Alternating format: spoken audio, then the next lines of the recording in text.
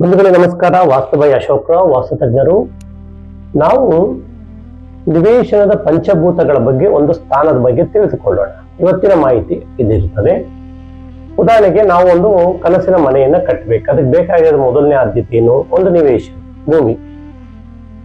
ಆ ನಿವೇಶನ ಯಾವುದೇ ದಿಕ್ಕೇ ಇರಲಿ, ಅಂದ್ರೆ ಪೂರ್ವ ಇರಲಿ, ಪಶ್ಚಿಮ ಇರಲಿ, ಉತ್ತರ ಇರಲಿ, ದಕ್ಷಿಣ ಇರಲಿ, ಆದ್ರೆ ಆ ದಿಕ್ಕಿಗೆ ಅನುಸಾರವಾಗಿ ನಾವು ಮನೆಯನ್ನ ಕಟ್ಟಬೇಕು. ಮನೆ ಕಟ್ಟುದು ಮೊದಲನೇ ಒಂದು ನಾಲೆಡ್ಜ್.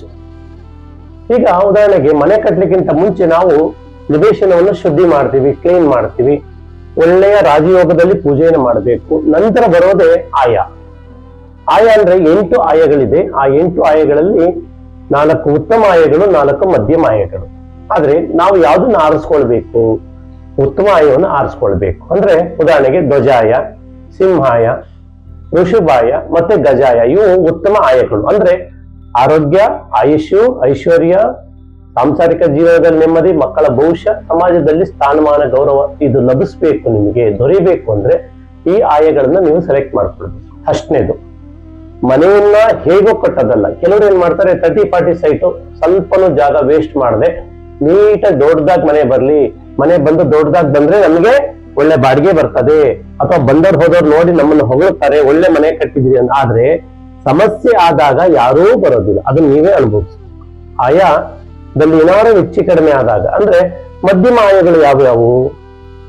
ಧೂಮ್ರಾಯ, ಶ್ವಾನಾಯ, ಖರಾಯ ಮತ್ತೆ ಕಾಕಾಯ, ಇವು ಮಧ್ಯಮ ಆಯಗಳು. ಅಂದ್ರೆ ಜೀವನ ಮಾಡ್ಬೋದು, ಹೈಫೈ ಜೀವನ, ಲಕ್ಸುರಿ ಜೀವನ ಮಾಡ್ಲಿಕ್ಕಂತೂ ಆಗೋದೇ ಇಲ್ಲ ಈ ಆಯಗಳ ಮನೆಯನ್ನು ಕಟ್ಟಿದವರು. ಸಮಸ್ಯೆಗಳು, ಅನಾರೋಗ್ಯ, ಆರ್ಥಿಕ ಸಂಕಷ್ಟ, ದರಿದ್ರ, ಹೀಗೆ ಹಲವು ಸಮಸ್ಯೆಗಳು ಈ ಆಯದಲ್ಲಿ ಬರ್ತದೆ. ಇದು ಇದೇ ತರ ಬರ್ಬೇಕು ಅಂತ ಇಲ್ಲ. ಅಂದ್ರೆ ಅವರ ಕರ್ಮಕ್ಕೆ ಸರಿಯಾದ ಫಲಗಳು, ಅಂದ್ರೆ ಒಳ್ಳೆಯ ಕರ್ಮ ಮಾಡಿದ್ರೆ ಒಳ್ಳೆಯ ಫಲಗಳು, ಕೆಟ್ಟ ಕರ್ಮ ಮಾಡಿದ್ರೆ ಕೆಟ್ಟ ಫಲಗಳು, ಈಗ ಬರುವಂತ ಸಾಧ್ಯತೆ ಜಾಸ್ತಿ. ಹಾಗಿದ್ದಾಗ ನೀವು ಮನೆಯನ್ನ ಕಟ್ಟುವವರು ಮೊದಲು ಆಯಕ್ಕೆ ಪ್ರಾತಿನಿಧ್ಯತೆ ಕೊಡ್ಲಿಕ್ಕೆ ಬೇಕು. ಅದಾದ ನಂತರ ದಿಕ್ಕುಗಳು ಬರ್ತವೆ. ಅಂದ್ರೆ ಅಷ್ಟ ದಿಕ್ಕುಗಳು, ಟೋಟಲ್ 18 ದಿಕ್ಕುಗಳು ಇದೆ. ಅಂದ್ರೆ ವಾಸ್ತುಶಾಸ್ತ್ರದಲ್ಲಿರೋದು 18 ದಿಕ್ಕುಗಳು. ಆ 18 ದಿಕ್ಕುಗಳಲ್ಲಿ ನಾವು ಮೊದಲನೇ ಪ್ರಯಾರಿಟಿ ಕೊಡಬೇಕಾಗಿ ಅಷ್ಟ ದಿಕ್ಕುಗಳಿಗೆ. ಆ ದಿಕ್ಕಿನ ಬಗ್ಗೆ ತಿಳಿದುಕೊಳ್ತಾ ಹೋಗೋಣ. ಮೊದಲನೇ ಸ್ಥಾನದಲ್ಲಿ ಬರೋದು ಪೂರ್ವ ಈಶಾನ್ಯ ಮತ್ತೆ ಉತ್ತರ ಈಶಾನ್ಯ ಮತ್ತೆ ಈಶಾನ್ಯ. ಇದು ಈ ತ್ರಿಕೋನ ಸ್ಪರ್ಧೆ ಇದ್ದಾಗಿ ಈ ಜಾಗದಲ್ಲಿ ಲೋಪದೋಷಗಳಾಗಿದ್ರೆ ಇದಕ್ಕೆ ನೋಡಿ, ಇದ್ರ ಬಗ್ಗೆ ತಿಳ್ಕೊಳ್ತಾ ಹೋಗೋಣ. ಈಗ ಪೂರ್ವ ಈಶಾನ್ಯ ಮತ್ತೆ ಉತ್ತರ ಈಶಾನ್ಯ, ಈಶಾನ್ಯ ಈ ಜಾಗಕ್ಕೆ ಈಶ್ವರ ಅಂದ್ರೆ ಈಶಾನ್ಯ ಅಂದ್ರೆ ಈಶ್ವರನ ಒಂದು ಆವಾಸ ಸ್ಥಾನ. ಅಂದ್ರೆ ಇಲ್ಲಿ ಬಹಳ ಪವಿತ್ರವಾಗಿರ್ಬೇಕು, ಸ್ವಚ್ಛವಾಗಿರ್ಬೇಕು, ಇಲ್ಲಿ ಯಾವುದೇ ತರದ್ದು ಅಡೆತಡೆಗಳಿರಬಾರ್ದು. ಅದಕ್ಕೆ ಗ್ರಹಾಧಿಪತಿಗಳು ಯಾರು? ಗುರು ಸಂಗಡ ಕೇತು.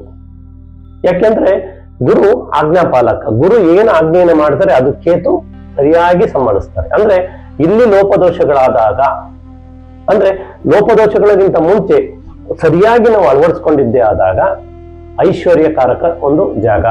ಆಯುಷ್, ಐಶ್ವರ್ಯ, ಹಣ, ಸಂಪತ್ತು ಗಳಿಸಬಹುದು, ಮಕ್ಕಳ ಭವಿಷ್ಯ, ಪತಿ ಪತ್ನಿಯರ ಮಧ್ಯೆ ಸಹ ಒಂದು ಉತ್ತಮ ಬಾಂಧವ್ಯ, ಮತ್ತೆ ಗಂಡು ಸಂತಾನ ಪ್ರಾಪ್ತಿ ಆಗುವಂತ ದಿಕ್ಕು ಯಾವ್ದಾವ್ದಿದೆ ಅಂದ್ರೆ ಪೂರ್ವ ಈಶಾನ್ಯ ಮತ್ತೆ ಉತ್ತರ ಈಶಾನ್ಯ. ಗಂಡು ಹೆಣ್ಣು ಇಬ್ರು ಸಹ ಸಮಭಾಗವಾಗಿ ಬದುಕಿ ಜೀವನದಲ್ಲಿ ಒಂದು ಸಾಧನೆಯನ್ನು ಮಾಡ್ತಾರೆ. ಅದಾದ ನಂತರ ಒಂದು ಒಳ್ಳೆ ಸ್ಥಾನಮಾನ, ಗೌರವ ಸಿಗುವಂತ ದಿಕ್ಕು ಯಾವ್ದಾರಿದೆ ಅಂದ್ರೆ ಮೊದಲನೇ ಸ್ಥಾನದಲ್ಲಿ ಬರೋದೇ ಈಶಾನ್ಯ.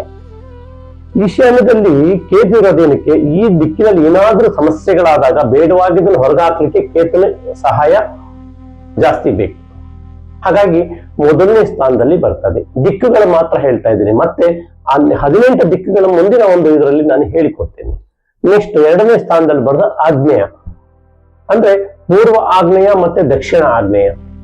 ಈ ಎರಡೂ ದಿಕ್ಕುಗಳಲ್ಲಿ ಸೇರುವ ಮಧ್ಯದ ಒಂದು ದಿಕ್ಕೆ ಅಗ್ನಿ ದಿಕ್ಕು, ಆಗ್ನೇಯ ದಿಕ್ಕು ಅಂತ ಹೇಳ್ತೇವೆ. ನೋಡಿ, ಇಲ್ಲಿ ಅಷ್ಟ ದಿಕ್ಪಾಲಕರು ಯಾರು? ಅಗ್ನಿದೇವ ಅಥವಾ ಅಗ್ನಿ ದೇವತೆ ಅನ್ಕೊಳ್ಬಹುದು. ಆದ್ರೆ ಯಾಕೆಂದ್ರೆ ಲಕ್ಷ್ಮಿಯ ಕೃಪಾ ಕಟಾಕ್ಷ ಈ ಜಾಗದಲ್ಲಿ ಜಾಸ್ತಿ ಇರೋದ್ರಿಂದ ಬಹಳ ಜಾಗೃತಿಯಿಂದ ಈ ಮನೆಯನ್ನ ನಿರ್ವಹಿಸ್ಕೊಂಡು ಹೋಗ್ಬೇಕು.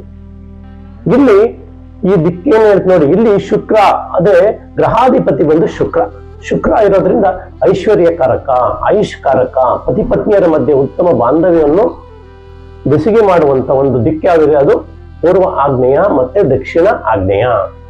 ಈ ಜಾಗವನ್ನ ಸ್ವಚ್ಛವಾಗಿಡ್ಬೇಕು. ಸ್ವಚ್ಛ ಅಂದ್ರೆ ಏನು? ಇಲ್ಲಿ ಯಾವುದೇ ರೀತಿ ಟಾಯ್ಲೆಟ್ ಕಟ್ಕೊಳ್ಳೋದಾಗ್ಲಿ ಮಾಡಬಾರ್ದು. ಮನೆಯಲ್ಲಿ ಬಳಸಿದಂತ ನೀರು ಆಚೆ ಹೋಗಬಾರ್ದು. ಮತ್ತೆ ಆ ರೋಡ್ ಕುತ್ತು ಪೂರ್ವ ಆಗ್ನೇಯ ರೋಡ್ ಕೂತಿದ್ರು ನಿಮಗೆ ಸಮಸ್ಯೆ ಕಟ್ಟಿಟ್ಟ ಬತ್ತಿ.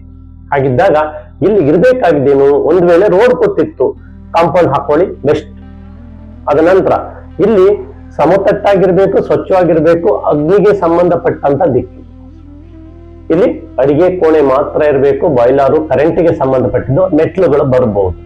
ಯಾವುದೇ ಕಾರಣಕ್ಕೂ ಈ ಭಾಗವನ್ನು ಬೆಳೆಸ್ಕೊಳ್ಬಾರದು. ಕೆಲವರು ಏನ್ ಮಾಡ್ತಾರೆ, ಜಾಗ ವೇಸ್ಟ್ ಆಗುತ್ತೆ ಅಂತ ಬೆಳೆಸ್ಕೊಡ್ತಾರೆ. ಪೂರ್ವಾಗ್ನೇಯ ಬೆಳೆಸ್ತು ಅಂದ್ರೆ ಗಂಡ ಹೆಂಡತಿ ಮಧ್ಯೆ ಸಂಬಂಧಗಳು ಚೆನ್ನಾಗಿರೋದಿಲ್ಲ. ನಿಮ್ಮ ಹಣ ಬರ್ತಾ ಇರ್ತದೆ, ಬಂದ ಹಣ ಎಲ್ಲಿ ಹೋಗುತ್ತೆ ಕಾಣೋದಿಲ್ಲ. ಮತ್ತೆ ಪ್ರತಿಯೊಂದು ವಿಚಾರದಲ್ಲೂ ಗಲಾಟೆಗಳು, ಶತ್ರುಗಳು ನಿಮಗೆ ವೃದ್ಧಿ ಆಗ್ತಾರೆ. ನೆನ್ಪಿಟ್ಕೊಳ್ಬೇಕು, ಶತ್ರುಗಳು ವೃದ್ಧಿಯಾಗಿ ನಿಮ್ಮ ಆರ್ಥಿಕ ಸಂಕಷ್ಟ, ಅನಾರೋಗ್ಯ, ಪತಿ ಪತ್ನಿಯರ ಮಧ್ಯೆ ಒಡಕು ಬಿರುಕುಗಳು ಸ್ಟಾರ್ಟ್ ಆಗಿ ವಿಚ್ಛೇದನ ಆಗುವ ಸಾಧ್ಯತೆಯೂ ಸಹ ಇದೆ. ಇದು ಮೊದಲನೇ ಇದರಲ್ಲಿ. ಓಕೆನಾ?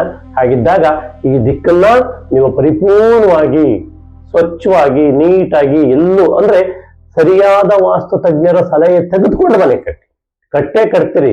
ಮೇಸ್ತ್ರಿ ಬೇಕು, ಇಂಜಿನಿಯರ್ ಬೇಕು, ಮೆಟೀರಿಯಲ್ ಬೇಕು, ಎಲ್ಲ ಪೇಂಟರ್ ಬೇಕು, ಪ್ರತಿಯೊಬ್ಬರು ಬೇಕು. ಒಂದು ಮನೆಯನ್ನು ಕಟ್ಟಬೇಕಂದ್ರೆ ಒಂದು ಪರಿಪೂರ್ಣವಾದಂತ ವಸ್ತುಗಳು ಬೇಕು, ಅದರ ಜೊತೆ ಆ ವ್ಯಕ್ತಿಗಳು ಬೇಕು.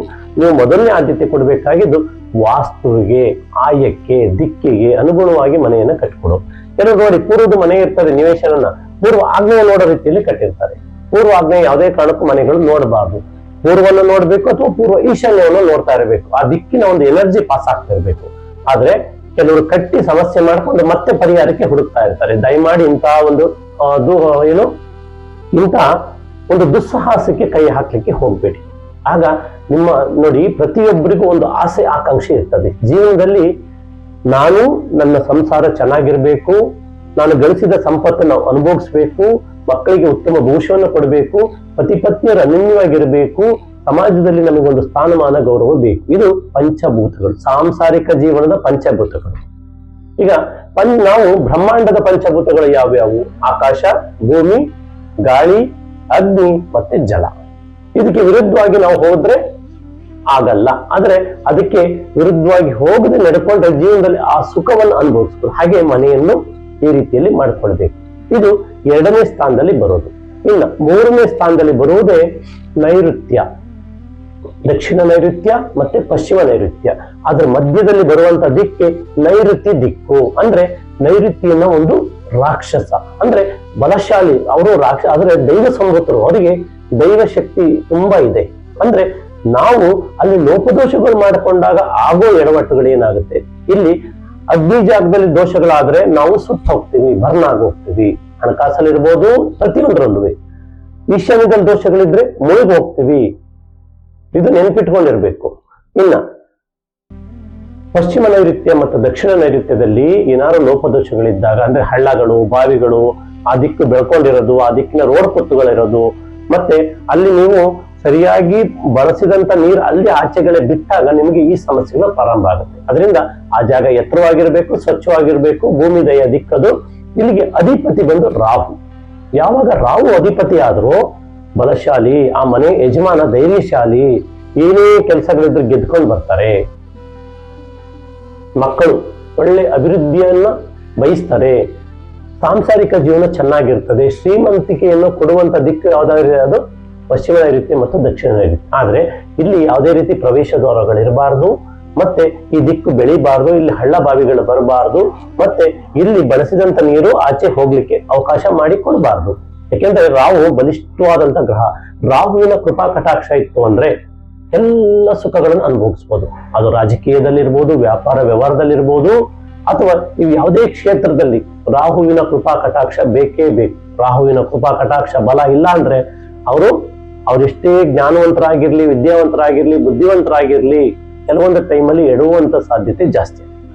ಹಾಗಿದ್ದಾಗ 3ನೇ ಸ್ಥಾನದಲ್ಲಿ ಬರುವುದು ಭೂಮಿಗೆ ಸಂಬಂಧಪಟ್ಟಂತ ದಿಕ್ಕೆ ನೈಋತ್ಯ ದಿಕ್ಕು. ಈ ದಿಕ್ಕನ್ನ ಸ್ವಚ್ಛವಾಗಿ ಇಟ್ಕೊಂಡಾಗ ಪತಿ ಪತ್ನಿಯರು ಹೆಚ್ಚು ಕಾಲ ಬದುಕುತ್ತಾರೆ ಜೊತೆಯಲ್ಲಿ.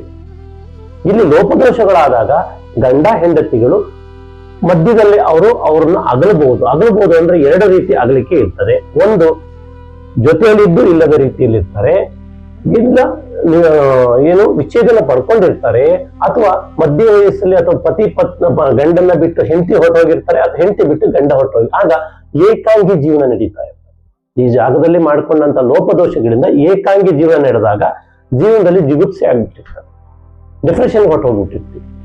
ಹಾಗಿದ್ದಾಗ ನೈಋತ್ಯ ಜಾಗವನ್ನ ಸ್ವಚ್ಛವಾಗಿ ಇಟ್ಕೊಳ್ಬೇಕು. ಇದು ಮೊದಲನೇ ಆದ್ಯತೆ. ನಮ್ಮ ಜೀವನದ ಅವಿಭಾಜ್ಯ ಅಂಗವೇ ಈ ನೈಋತ್ಯ. ಅಂದ್ರೆ 4 ದಿಕ್ಕು, ಅಂದ್ರೆ ಈ 5 ಸ್ಥಾನವನ್ನು ನಾವು ಬಹಳ ಪ್ರಯಾರಿಟಿ ಕೊಡ್ಲಿಕ್ಕೆ ಬೇಕು. ಇನ್ನು 4ನೇ ಸ್ಥಾನದಲ್ಲಿ ಬರೋದು ಉತ್ತರ ವಾಯುವ್ಯ ಮತ್ತೆ ಪಶ್ಚಿಮ ವಾಯುವ್ಯ. ಅದರ ಮಧ್ಯದಲ್ಲಿ ಬರುವುದೇ ವಾಯುವ್ಯ ದಿಕ್ಕು. ವಾಯು ಬಂದು ಗಾಳಿಗೆ ಸಂಬಂಧಪಟ್ಟದ್ದು. ಅಂದ್ರೆ ಈ ವಾಯುವ್ಯ ದಿಕ್ಕಿನಲ್ಲಿ ಲೋಪದೋಷಗಳಾದ್ರೆ ನಾವು ಸುಂಟರ ಗಾಳಿಯಲ್ಲಿ ಅಂದ್ರೆ ಚಂಡಮಾರುತದಲ್ಲಿ ಕೊಚ್ಕೊಂಡು ಹೋದಂಗೆ ಹೊರಟೋಗ್ಬರುತ್ತೆ. ಆದ್ರೆ ಈ ಜಾಗವನ್ನ ಸರಿಯಾಗಿ ಅಳವಡಿಸ್ಕೊಂಡಿದ್ರೆ ಜೀವನದಲ್ಲಿ ತಂಗಾಳಿಯ ಜೀವನ ಅಂದ್ರೆ ಸುಖಕರ ಜೀವನವನ್ನು ಮಾಡಬಹುದು. ಈ ಜಾಗ ಏನ್ ಹೇಳುತ್ತೆ ಅಂದ್ರೆ ಐಶ್ವರ್ಯದಾಯಕ ಜೀವನ, ಹಣ, ಆರೋಗ್ಯ, ಐಶ್ವರ್ಯ, ವ್ಯಾಪಾರ, ವ್ಯವಹಾರದಲ್ಲಿ ಪತಿ ಪತ್ನಿಯರ ಮಧ್ಯೆ ಒಳ್ಳೆ ಬಾಂಧವ್ಯ ಇರ್ತದೆ. ಒಂದು ವೇಳೆ ಇಲ್ಲಿ ಲೋಪದೋಷಗಳಾದ್ರೆ ಸಾಲಗಳಾಗ್ಬೋದು, ವ್ಯಾಪಾರದಲ್ಲಿ ನಷ್ಟ ಆಗ್ಬೋದು, ಪತಿ ಪತ್ನಿಯರ ಮಧ್ಯೆ ವಿರಸ, ಮನಸ್ತಾಪ ಮತ್ತೆ ವಿಚ್ಛೇದನ ಆಗುವ ಸಾಧ್ಯತೆ ಜಾಸ್ತಿ ಇರ್ತದೆ. ಅದು ಆಗ್ಲಿಕ್ಕೆ ಕಾರಣ ಏನು? ಇಲ್ಲಿ ಹಳ್ಳ ಬರೋದು ಅಥವಾ ರೋಡ್ ಕೂತಿರೋದು, ಉತ್ತರ ವಾಯುವ್ಯ ರೋಡ್ ಕೂತು ಅದು ಮಧ್ಯಮ ಫಲಗಳು ಇಲ್ಲಿ ಇರಲೇಬಾರ್ದು. ಒಂದು ವೇಳೆ ಇತ್ತು ಅಂದ್ರೆ ಕಾಂಪೌಂಡ್ ಹಾಕಿ ಸರಿ ಮಾಡ್ಕೊಳ್ಬಹುದು. ಮತ್ತೆ ಪಶ್ಚಿಮ ವಾಯುವ್ಯ ಉಚ್ಚ ಸ್ಥಾನ, ರೋಡ್ ಕೂತು ಒಳ್ಳೇದು, ಬಟ್ ಆದಷ್ಟು ಇಲ್ಲಿ ಚೆನ್ನಾಗಿ ಇಟ್ಕೊಳ್ಬೇಕು. ಕೆಲವರು ಏನ್ ಮಾಡ್ತಾರೆ, ಉತ್ತರ ವಾಯುವ್ಯದಲ್ಲಿ ಮೆಟ್ಲು ಕೊಡ್ಬೇಕು, ಓಕೆ, ಅದು ಮಧ್ಯಮ ಜಾಗ ಆಗಿರೋದ್ರಿಂದ ಅಂದ್ರೆ ನೀಚ ಸ್ಥಳ ಆಗಿರೋದ್ರಿಂದ ಅಲ್ಲಿ ಮೆಟ್ಲು ಕೊಟ್ಟು ಪ್ರವೇಶದ್ವಾರ ಉಚ್ಚ ಸ್ಥಾನ ಕೊಟ್ಕೊಳ್ಬಹುದು. ಕೆಲವರು ಉಚ್ಚ ಸ್ಥಾನದಲ್ಲಿ ಮೆಟ್ಲುಗಳು ಕೊಡ್ತಾರೆ. ಪಶ್ಚಿಮ ವಾಯುವ್ಯ ಉಚ್ಚ ಸ್ಥಾನದಲ್ಲಿ ಮೆಟ್ಲು ಕೊಟ್ಬಿಟ್ಟು ಅಲ್ಲಿ ಬರುವಂತ ಸಕ್ಸಸ್ ಅಡೆತಡೆಗಳನ್ನು ದೂರ ಮಾಡ್ಕೊಂಡು. ಯಾಕೆಂದ್ರೆ ಇಲ್ಲಿಗೆ ಗ್ರಹಾಧಿಪತಿ ಬಂದು ಚಂದ್ರ ಗ್ರಹಾಧಿಪತಿ ಬಂದಾಗ ಆ ಚಂದ್ರನ ಒಂದು ಏನು ಅಂತಂದ್ರೆ ಬಹಳ ಸುಂದರವಾದಂತ ಗ್ರಹ, ಮತ್ತೆ ಆರೋಗ್ಯವಂತನಾಗಿರ್ತಾರೆ, ನೋಡ್ಲಿಕ್ಕೆ ಬಹಳ ಸೌಮ್ಯವಾದಂಥದ್ದು. ಮತ್ತೆ ಇನ್ನೊಂದು ಏನಪ್ಪಾ ಅಂತಂದ್ರೆ ಇಲ್ಲಿ ಉತ್ತಮವಾದಂತ ಸಮೃದ್ಧಿ ಹೊಂದುವಂತ ಗ್ರಹ. ಚಂದ್ರನ ಕೃಪಾ ಕಟಾಕ್ಷ ಬೇಕು. ಹಾಗೆ ಈ 4 ದಿಕ್ಕುಗಳಲ್ಲಿ ಏನಾದರೂ ಲೋಪದೋಷಗಳಾದಾಗ ಇಲ್ಲಿ ನೋಡಿ, ಈಶಾನ್ಯದಲ್ಲಿ ನೀವೇನಾದ್ರೂ ಲೋಪದೋಷಗಳು ಮಾಡ್ಕೊಂಡ್ರೆ ಮುಳುಗಿ ಹೋಗ್ತೀರಿ, ನೆನ್ಪಿಟ್ಕೊಳ್ಳಿ. ಆಗ್ನೇಯದಲ್ಲಿ ಲೋಪದೋಷಗಳು ಮಾಡ್ಕೊಂಡ್ರೆ ಬರ್ನ ಆಗಿ ಹೋಗ್ತೀರಿ. ನೈಋತ್ಯದಲ್ಲಿ ಲೋಪದೋಷಗಳು ಹೋದ್ರೆ ನಾವು ಹೂತೋಗ್ಬಿಡ್ತೀವಿ, ಅಂದ್ರೆ ಮಣ್ಣಲ್ಲಿ ಮಣ್ಣಾಗಿ ಹೋಗ್ಬಿಡ್ತೀವಿ. ನಮ್ಮ ವಂಶಾಭಿವೃದ್ಧಿ ಆಗುವ ಸಾಧ್ಯತೆ ಕಡಿಮೆ ಇರ್ತದೆ. ವಾಯುದಲ್ಲಿ ಏನಾದ್ರು ಲೋಪದೋಷಗಳಿದ್ದಾಗ ತುಂತರ ಗಾಳಿ, ಏನು ಚಂಡಮಾರುತ ಬಂದಾಗ ಗಾಳಿ ಯಾರಾದ್ರೂ ಕೊಚ್ಕೊಂಡು ಹೋಗುತ್ತಲ್ಲ, ಮನೆ, ಬಿಲ್ಡಿಂಗ್, ಕಾರ್ಗಳು ಹೇಗೆ ಎಗರೋಗ್ತಾ ಹಂಗೆ ನಮ್ಮ ಲೈಫಲ್ಲಿ ಈ ತರ ಆಗೋಗ್ಬಿಡುತ್ತೆ. ದಯಮಾಡಿ ಈ 4 ದಿಕ್ಕುಗಳಿಗೆ ಮೊದಲನೇ ಪ್ರಾಮುಖ್ಯತೆ ನೀವು ಕೊಡ್ಲಿಕ್ಕೆ ಬೇಕು. ಅದಾದ ನಂತರ 5ನೇದೇ ಬರೋದೇ ಬ್ರಹ್ಮಸ್ಥಳ, ಪ್ರಬಲ ಶಕ್ತಿ ವಲಯ.